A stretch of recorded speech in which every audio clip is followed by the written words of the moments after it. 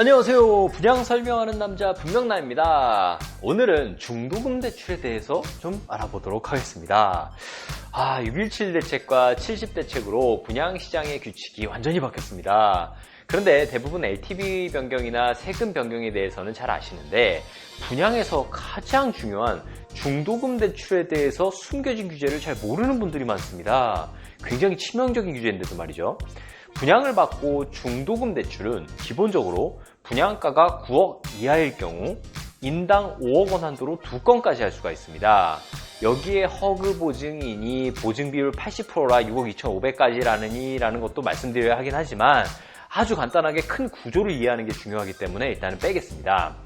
그럼 통상적으로 분양을 받고 난 후 계약금 10%의 현금을 내고 지정은행에서 중도금 대출 60% 정도 받고 나머지 30%에 대해서는 완공 후 잔금 대출로서 중도금과 잔금을 전부 처리하게 되는 게 일반적인 패턴인데요.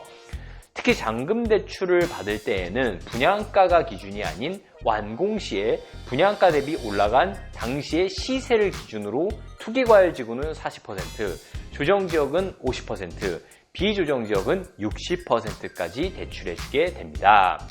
다만 실수요자 요건인 주택가격이 투기과열지구는 6억 이하인 경우나 조정지역은 5억 이하인 경우이면서 동시에 소득이 8천만 원 이하인 경우라면 대출을 LTV 10% 가산해 줍니다. 물론 이전에 분양받았던 많은 케이스들, 예를 들면 각 규제 시점 이전에 분양받았던 경우와 조정지역에서 비조정지역으로 조정지역으로 변경된 경우 다주택자인지 아닌지 등등에 따라 너무나 다양하기 때문에 그런 사항들을 전부 제외하고 이번 규제 사항이 반영되어 이제 신규 분양을 받는다라고 했을 때를 기준으로 하는 것입니다. 지금부터니까요. 어떻게 되는지가 가장 중요하니까 여기서부터 살펴보는 것이 중요합니다. 그럼 이 정도까지만 해서 정리를 한번 해보자면은 분양을 받으면 통상 분양가에 대해 계약금 10%를 내 돈으로 내고 비조정지역일 경우 60% 전부 중도금 대출 받을 수 있고 조정지역일 경우는 50%까지만 중도금 대출을 받을 수 있으니 나의 자기자본이 계약금 외에 10% 더 추가로 필요하게 되는 것이고 투기과열지구의 경우는 40%까지만 중도금 대출이 나오니까 자기자본이 계약금 외에 20% 더 필요하게 되는 것입니다. 이게 지금까지 분양받았던 주위에서 분양받고 돈 벌었던 사람들의 일반적 규칙이었습니다. 그렇게 10% 계약금을 내고 규제지역과 유형에 따라 중도금 대출 외에 더 자기자본만 투입하면 되는 것이었거든요. 여기다가 하나 더 추가하자면 조정지역이나 투기과열지역에서는 중도금 대출이 한 개밖에 되지 않습니다. 그리고 기존 주택이 있다면 종전주택에 대한 처분 서약까지 해야 대출을 받을 수 있다는 게 비조정지역과의 차이점입니다. 근데 여기에 6.17 규제로 인해 핵폭탄 같은 규제가 하나 더 추가됐습니다. 그게 바로 이 영상의 핵심은 6개월 전입 의무입니다. 통상 기존에는 분양을 받고 당장 들어가서 살기 어려운 분들이 전세를 주다가 나중에 입주하는 이런 방식으로 내 집 마련을 했었습니다. 일단 그렇게 분양받고 전세 주면 더 이상 집값 상승에 스트레스가 되지 않기 때문이죠. 어쨌든 고정된 분양가만큼만 열심히 모으면 새 집에 내가 언제든 들어갈 수 있었기 때문이었습니다. 게다가 투자 목적분들도 중도금 대출을 실행하고 완공되면 전세를 주는 방식으로 분양 투자를 하는 게 일반적이었습니다. 하지만 이제는 조정지역 이상의 규제지역에서는 이 방법이 안 됩니다. 왜냐하면 6.17 규제로 인해 중도금 대출을 실행하면 6개월 내에 전입한다는 의무사항에 약정을 해야 하기 때문입니다. 만약 약정을 이행하지 않는다면 모든 금융권 거래가 중단되고 대출은 즉시 회수됩니다. 따라서 이제 규제지역에서 새롭게 분양받는 분들은 중도금 대출을 받고 6개월 내에 전입을 하든가 중도금 대출을 안 받고 전부 자기 자금으로 충당하든가를 선택해야 됩니다. 대부분 중도금 대출을 안 받을 수가 없으니까 결국 완공 후 6개월 내에 입주하는 선택을 해야 하는 것입니다.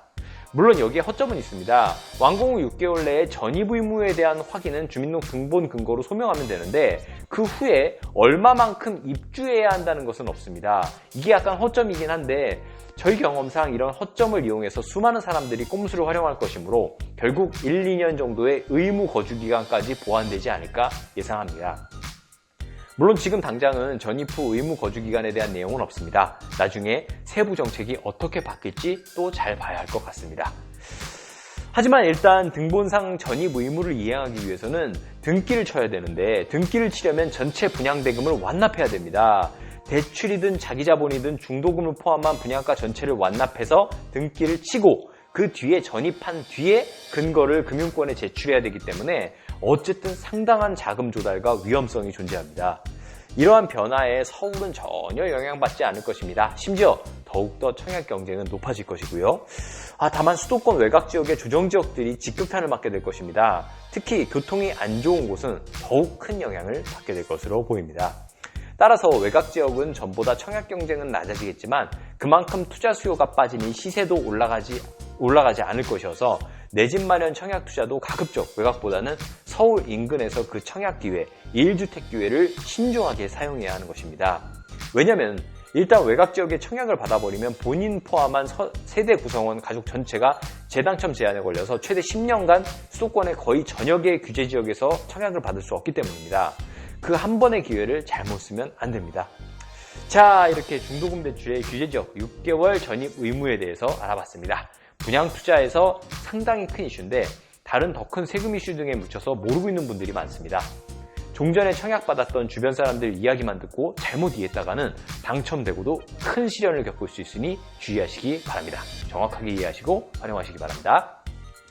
그럼 좋아요와 구독, 알림 설정까지 해주시면 남들보다 더 유리한 정보 경쟁력으로 청약과 부동산 투자에서 이길 수 있게 도와드리겠습니다. 시청해주셔서 감사합니다.